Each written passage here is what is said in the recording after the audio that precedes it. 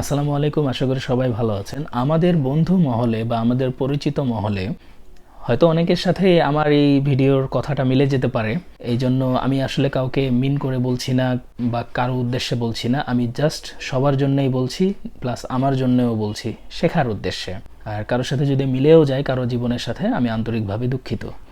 তো যাই হোক, আমি যেটা বলছিলাম, অনেক বন্ধু বান্ধব, অনেক কাছের মানুষ আছেন যারা অনেক সময় বলে যে দোস্ত চল আমরা যাই অমুক জায়গায় ঘুরে আসি, বা অমুক জায়গাটা অনেক সুন্দর, অমুক রেস্টুরেন্টে যাই, নদীর ধারে যাই ঘুরে আসি, ওই জায়গায় একটা ভালো খাবার পাওয়া যায়, চল ঘুরে আসি, ইত্যাদি ইত্যাদি।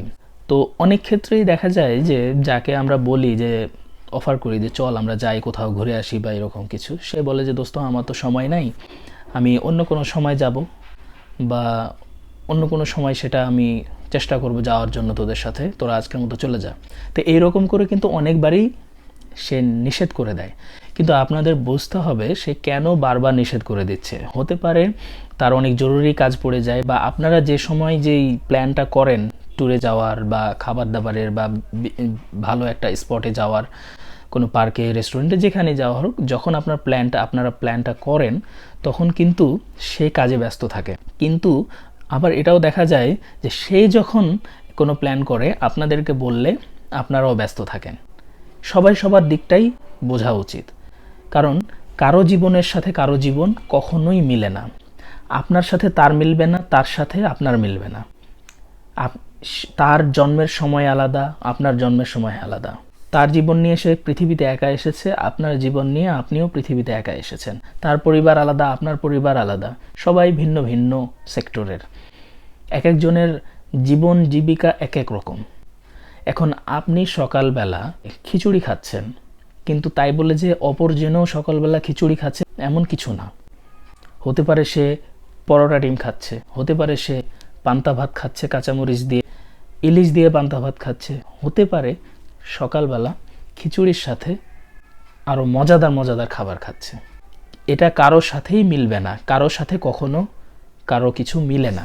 যদিও কাকতালীয় মিলে যায়, সেই ক্ষেত্রে তো বলে যে টুইন্স, এরকম কিছু একটা। আপনার জীবন আপনারই, অন্যের জীবন কেমন কাটছে বা কী কাটছে আপনার আমার দেখার বিষয় না।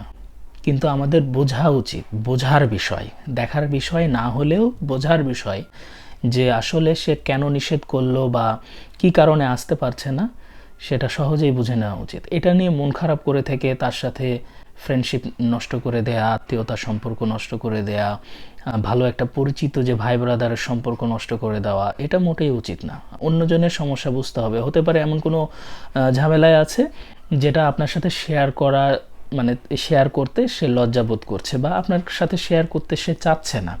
এটা যার যার পার্সোনাল ব্যাপার। আপনি যদি কখনো কোথাও ঘুরতে যান, ধরুন আপনি ঢাকার বাইরে কোথাও ঘুরতে গেছেন, ওই সময় সে ফোন দিল, দোস্ত এখন আমি ফ্রি আছি, চল ঘুরে আসি। এখন আপনি বলছেন যে না দোস্ত, আমি গ্রামের বাড়ি আসছি, আমি তোর সাথে আবার পরে ঘুরতে যাব, তখন তো সে মন খারাপ করবে।